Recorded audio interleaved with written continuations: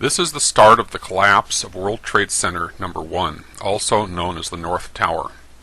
We are here tracking the motion of the roofline at 0.2 second intervals through approximately 32 meters, or 8 stories. This graph shows the height of the roofline as a function of time.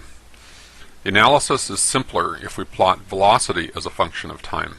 On this kind of a graph, a straight line indicates constant acceleration.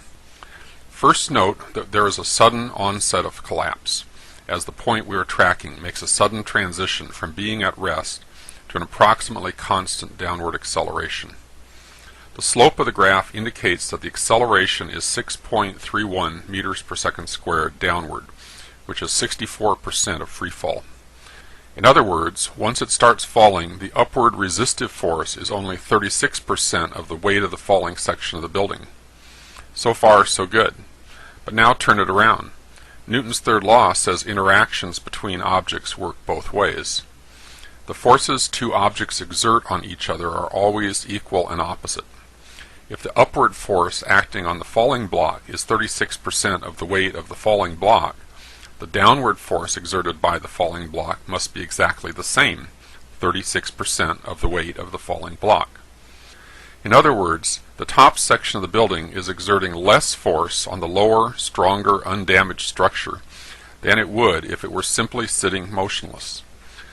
Therefore, as long as the top section of the building is in uniform downward acceleration, it cannot possibly be providing sufficient force to destroy the building.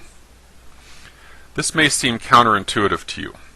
You might think a falling block coming down on the lower section of the building would exert a greater force than a stationary block. But that is true only if the falling block actually impacts the lower block, which would cause the falling block to decelerate.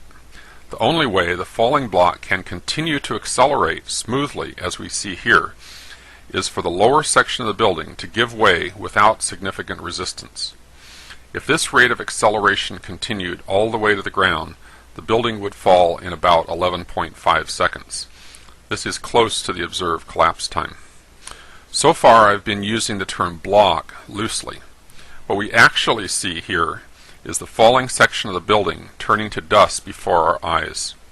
But what is happening to the upper section of the building behind the dust clouds doesn't really affect this analysis.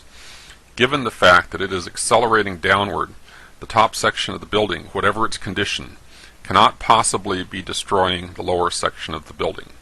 The destruction of the building must be caused by something else.